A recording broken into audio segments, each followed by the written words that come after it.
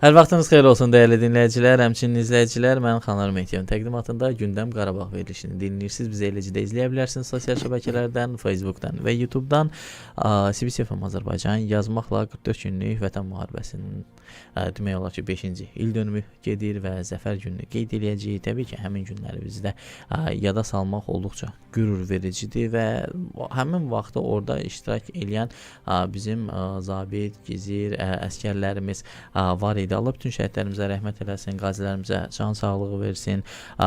Orada iştirak edən və hazırda Dövlət Əmək Müfəttişliyi Xidmətinin əməkdaşı olan Kamran Quliyev bu gün qonağımızdır. Hər vaxtınız xeyir Kamran. Hər vaxtınız xeyir. Necəsiniz? Yaxşıyam, yaxşı olasınız necə? Bax 44 günlük Vətən müharibəsi zamanı siz hazırda yəni həmin vaxt əsgər idiniz və hazırda da burdasınız. 5 il keçib həmin vaxtdan və necə xatırlayırsınız həmin günləri? Bax sizin yaddaşlarınızda necə qaldı həmin günlər? Yəni əsgərsiz, görməmisiniz, özü gənc əsgərdiniz həmin vaxtı və getdiniz, düşdünüz ora.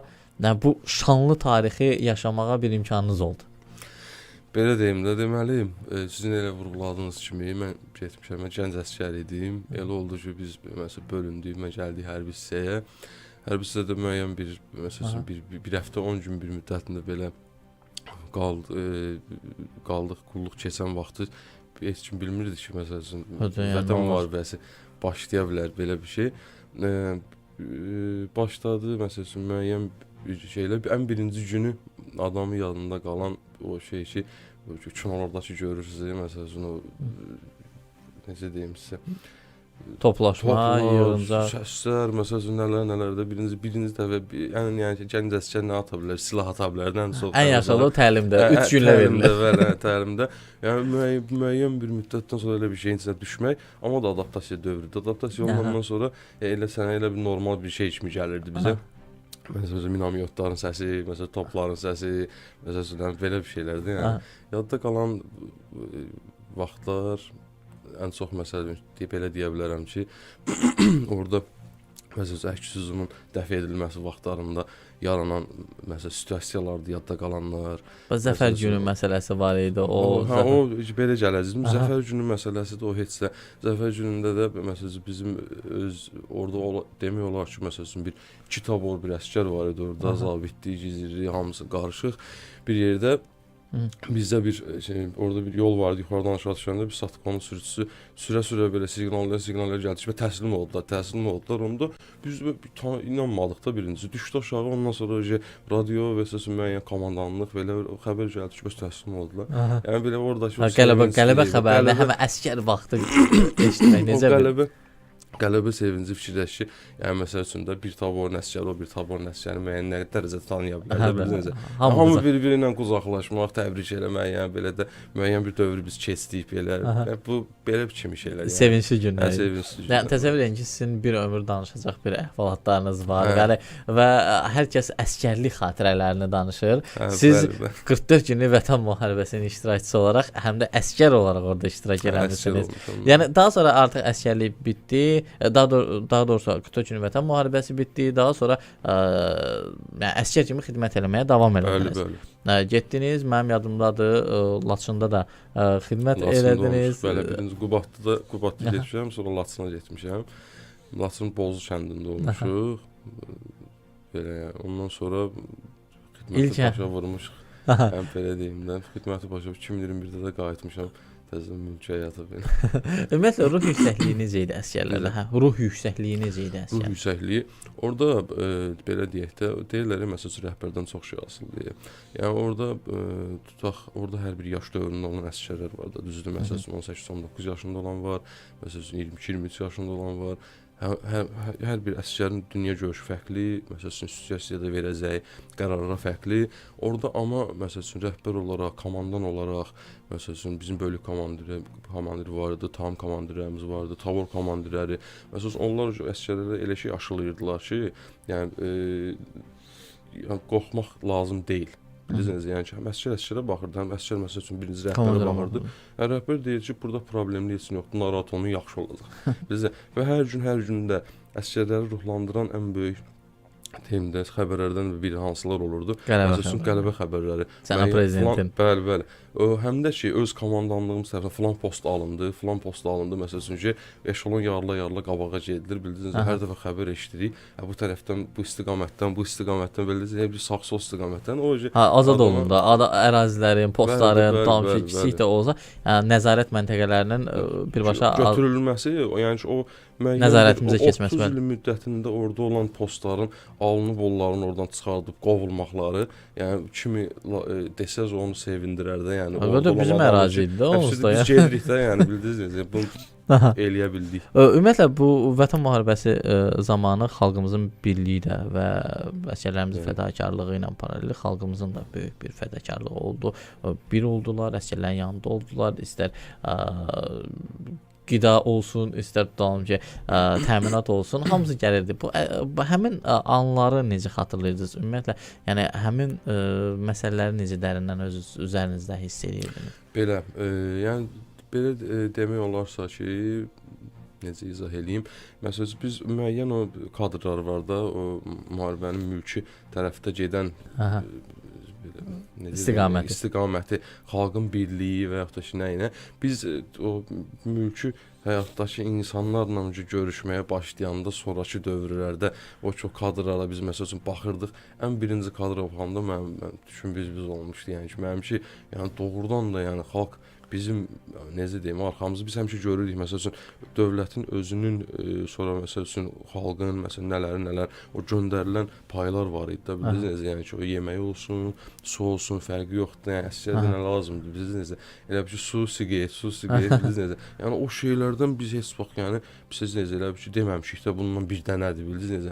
Həmişə kamazla olub da, bildiniz. O məsəl üçün həm dövlətin əsgərinə və hərbiyə diqqəti idi. Həm də ki, xalqın, bəli, həm də ki, vətəndaşların, xalqın da hərbiyə, əsgərə, zabitə göstərdiyi hörmətin yəni göstərisi ki, yəni ki, bu cəmaət yəni özünün müəyyən kadrlar da var. Orada məsəl üçün bir dənə ağsaqqal saxlayır, yeşiklə almanı verir. Biri məsəl üçün çatır, ora nəsə tullayır ora ki, bu da getsin ora, bildiniz. O da getsin, bəli, bu da getsin. Belə deyim də, yəni ki, orada biz müəyyən bir hazırlıqlara başlayanda və ya orada biz hər hansısa nəyinsə istiqamət veriləndə, bizə tapşırıq veriləndə, onsuz da ki, orada heç kim yeməyin dərdində deyildi və yaxud da ki, içməyin dərdində deyildi. Əsas o idi ki, yəni orada görürdün ki, var da, bildiniz. Biri var başqa vaxtda az olmayan, bir də var ki, doludur. Biri də var ki, doludur. Yəni ki, əlini hara atsan yeməkdir, hara atsan sudur, bildiniz. Elə bir şey. Yəni xalqın bir yerdə belə mübarizə aparmağı, dövlətin yanında olmağı, yəni orada olanda daha canlı təsəvvür eləmək olur ki, yəni nə deməkdir belə. Və müharibə bitdi, artıq mülkə qayıtdınız. Ondan sonra Vətən müharibəsi iştirakçılarına göstərilən bu dəstək tədbirləri də var idi, diqqət var idi tədbirlərə. Hər zaman gedirdiniz, baş tərəfdə otururdunuz, hər kəs sizin nümunə göstərirdi, misallar gətirirdi, işlə təmin olunma burada məsələləri var idi. Bu proseslər necə baş verir? Belə deyim, elə bir ki, birinci gəlirsən, məsələn, öz həyatımdan danışımda, birinci əsgərlikdən gəldim, biraz istirahət, biraz məsələn, dincəlim, ondan sonra iş həyatına başlayayım belə.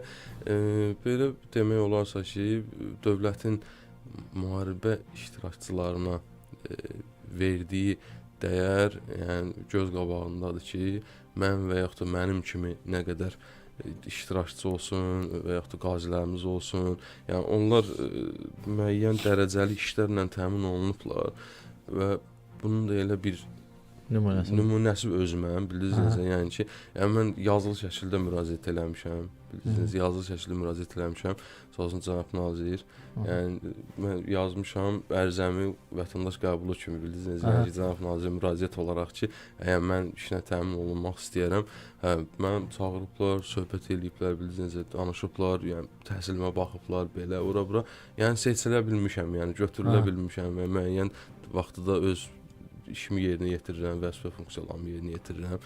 Yəni belə, yəni tək mən də deyiləm, yəni ki, ola bilər, məsələn, xüsusi mühafizə orqanları var, məsələn, hüquq mühafizə orqanlarında da elə olsun və yaxud da ki, digər özəl sektorlar olsun. Əlbəttə. Yəni çox o qədər, məsələn, indi biz əmək fəhdçi olaraq, məsələn, müəyyən dərəcəli şikayətlər olsun və yaxud da ki, hər hansı əmək hüquqlarının pozulması ilə bağlı müraciətlər olsun. Yəni baxırıq orada, yəni ki, hər hansı bir nədir o müharibə iştirakçıları və yaxud da ki, onlarla bağlı şikayətlər daha belə deyimsək ki, daha az gəlir. Çünki məsələn onlara verilən üstünlük də burada özünü göstərir ki, Əlbəttə. yəni ki, incitmək yoxdur onları və yaxud da ki, belə bir şey yəni. Əlbəttə. Yəni bizdə o Vətən müharibəsi iştirakçılarına çox böyük diqqət var. Yəni adi istənilən tədbirdə, istənilən səviyyədə tədbirdə onlar baş tərəfdədirlər. Yəni onlar baş tərəfdə təbii ki, bizim də başımızın tacıdırlar. Maraqlı olan bir tərəfdə həminki o zəfər günündən bağlı o anları qeyd elədiniz, bir qucaqlaşma, həmənki sevinc və elə bir yaddaşdı ki, 5 il keçib artıq üstündən. Biz elə həmənki xatirələri yenə də canlandırırıq. Yəni bu illər keçdikcə o proses gözünüzün qabağına hər dəfə gəlirmi? Belə deyim də, o həmin proses imin şeyi demək istəyirsiniz ki, xüsusi o zəfər hər gün də elə tutam ki, gəlir və o müharibənin hər bir günü. İndi keçib tutalım ki, 5 il bundan öncə bax bu gün falan yerdə idim. Bu gün falan şeylər baş verir. Belə deyim də sizə. Bax o məsəl üçün məndə xüsusi olaraq o bu gün falan orada belə müəyyən bir müddətdən sonra ayın tarix idi, məsəl üçün gündür. Yaddan çıxır. O itmə prosesi gedir onlarda məsəl üçün, amma yer olaraq, mövqe olaraq yadında qalır ki, falan yerdə olmuşam, falan yerdə. Amma iymeninin məsəl üçün oktyabrın 20-si, sentyabrın məsəl üçün 30-u harda olmuşam, yəni onunla bağlı o qədər də şey yoxdur, çünki müəyyən bir vaxt keçib artıq üstündən. Amma müəyyən ərazi önəmli olan ərazi olaraq yadımdadır ki, mən burada olmuşam da. Yəni müəyyən bir vaxtdan sonra da yenə oralara getsəm, əgər gedəsi olsam, yəni o bütün o gəzdiyim yerlərin hamısını bir də gəzə bilərəm. Qarşı-qarşıda hamısını bilirsiniz. Çünki görmüşəm, axı bilirəm orada. Son olaraq da maraqlı istəyərik sizin fikirlərinizi öyrənək və çıxartdığınız bu öz həyat təcrübənizdən çıxartdığınız ən vacib mesaj nədir? Ya bu gənclərə nə demək istəyirsiniz? Gənclərə. Belə deyək də elə bir şey, mən öz yaşlarıma yox, məndən yaşda biraz da olsa balaca məsəl olanlara demək istəyərəm ki, yəni həyatda mübarizə aparmağı xoşlasın, mübarizə aparmaq həyatda yaxşı şeydir. Belə dövrdə elə bir dövrə gəlib çıxmışıq ki, biz yəni ki, tələbat çoxdur. Yəni necə deyim sən, ehtiyaclar, qayğılar, məsələn, ondan da əlavə insanın hər hansı bir mövqe tutması onun sırf özündən asılıdır. Bilirsiniz, hər hansı bir işlə məşğul olmaq istəyirsə, karyera uğrunda heç vaxt nədənsə qorxmasınlar və yaxud da ki, karyera qurmaq istəyirlərsə, heç vaxt birinci əmək haqqıya qaçmasınlar. Nəyəsə yiyələnsinlər, elə bir ki, elm olaraq, təhsil olaraq.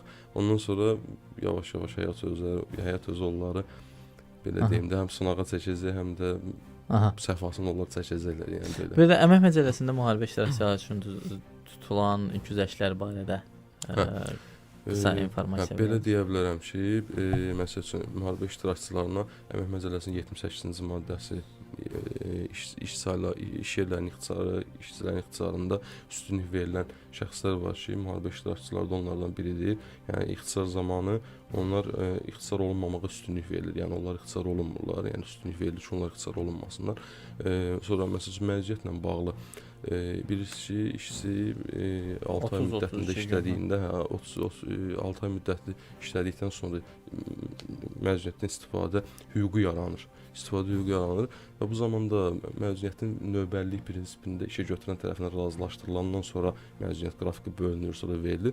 Amma bu zaman elə ki, ona daha işçi tərəfindən əgər müharibə iştirakçısıdır, 133-cü maddədədir bu. Yəni ki, ürəyi arzu olunan vaxtı istifadə edə bilər. Belə bir şey var. O da ki, yəni ki, bilməlidir, yox da, yəni məsələn. Bilər, amma işə götürənlə də razılaşdırma formasında.